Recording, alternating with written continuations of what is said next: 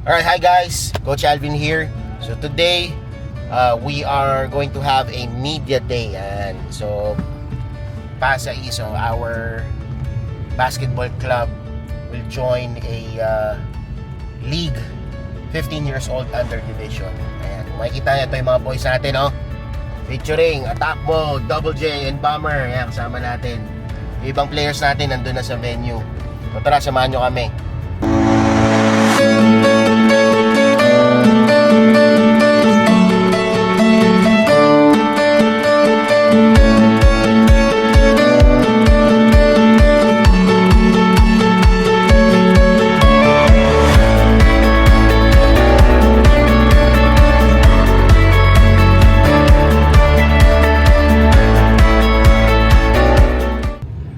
Boys, Attack Mode, Double J, Bomber, take the lead, be the leader of the team, right? Again, we address what we see that we lack on, and what we lack on from our last leagues or tournaments. You need to have the fighting spirit, right? Now, challenge tayo kasi we are just limited in players. We have last minute fallout. I need you to work on your stamina, work on your legs, your core. I need you to be strong to endure the whole game. Okay? So I'm planning to give you some home workouts. Yan, kahit na walang weights. Okay? And then we have to manage kung ano yung mga kinakain natin, ha. Okay? Alright. Tapos baka mag twice a week CTT na tayo, and twice or thrice a week cardio day. Okay? Alright.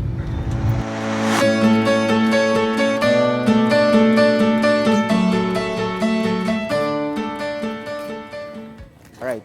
So we're here at our venue for our upcoming league, Alab ng Puso Sports .ph Season 3. Ayan, nandito tayo sa Rich Golden Shower Montessori here in Angono, boundary na Antipolo. Alright, so today we're going to have a media day. Andito yung mga boys natin. And I'm glad and I'm excited kasi most of our players, this will be their first time. And I salute and thank you for the organizer, Coach Jason, for this event. Very active sila sa online presence eh. And they have their own website. They will have their own or our players profile. So ayan, maganda. Okay itong liga na to. Ayan, magkakasama-sama yung mga bata for a great experience. Alright?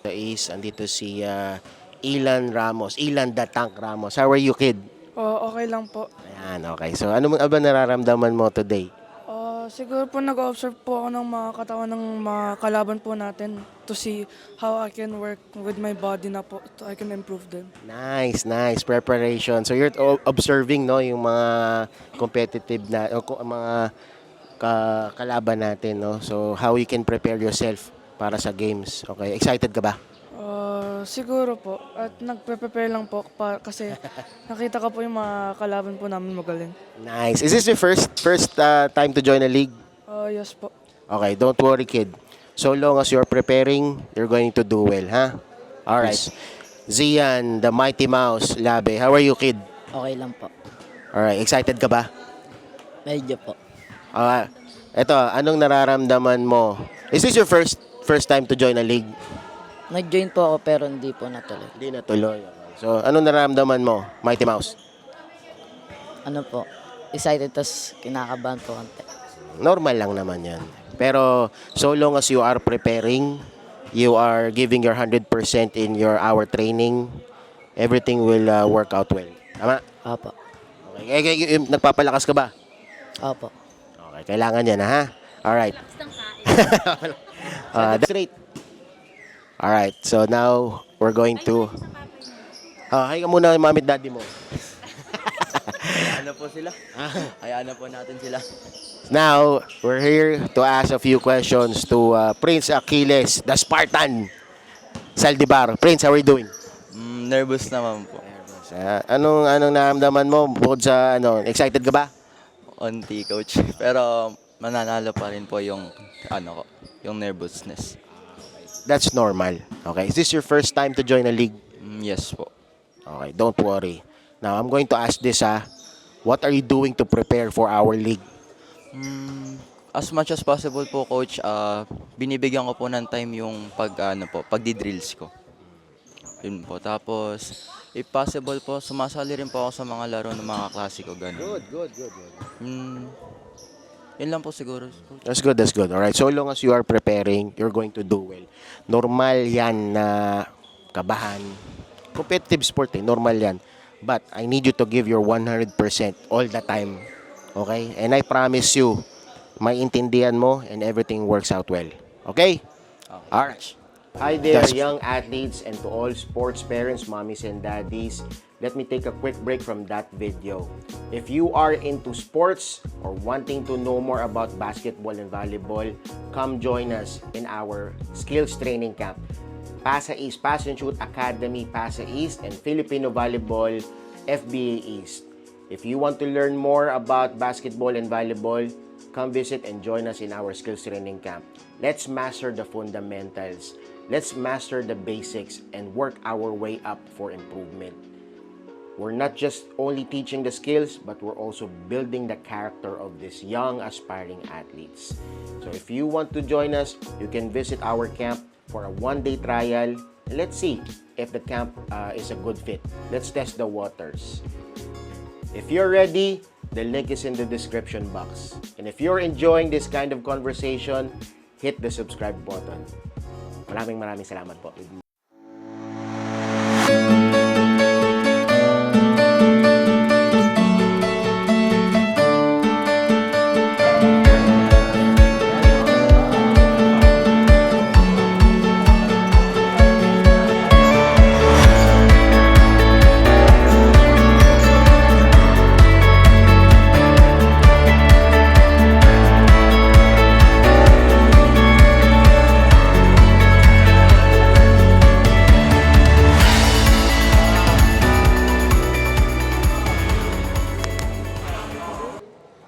Hello mga ka-Alab, I'm Hilary, the courtside reporter of Alab ng Puso Sports PH, and now I'm with Coach Alvin from PASA East. And now po, nakikita naman po ninyo yung mga training po ng team nyo. Ano po yung, nai-excite po kayo about this team? Alright, well, first of all, I am very glad to be part of Alab ng Puso Sports.ph Season 3. Matagal ko na itong pinapanood and now we had an opportunity to join. PASA East joined this Season 3 or this league for the sole purpose of the exposure of these young men. Most of our roster talaga, our club, our skills camp is intended for grassroots, beginner level to intermediate. And I thought na one way or another, kailangan talaga nila ma-experience ang competitive atmosphere, and that is joining a league. So most of these players of PASA East roster this season are grassroots. So parang nakita ko na kailangan nilang ma-introduce sa isang competition. So yun ang isang pinaka inaabangan natin kung paano sila, at from there we can improve kung ano man makita natin that we lack on. Grabe nga po yung history and story ng club nyo. And ano naman po yung goal nyo sa gameplay? Well, like what I keep on telling my players, don't look after highlights, don't look after the fame, don't focus on the ability and the looks of your competition, yung mga kalaban natin. We just focus on what we do. From now on, or sa ngayon, ini-instill ko lang talaga sa kanila yung disiplina. We have to show up, we have to give our 100%. In preparation, we are also bukod sa training namin sa court, I asked them to join me on a cardio day. Ayan, makikita nyo, tumatakbo kami sa Marikina Sports. Ayan, kasi we are trying to build our stamina and strength.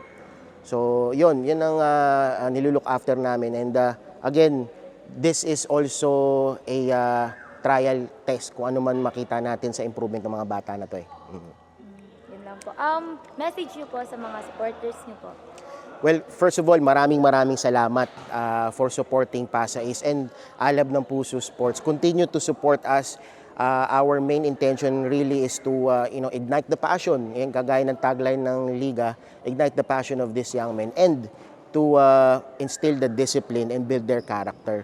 So keep on supporting us, keep supporting PASA East, and let's build a community that inspires one another.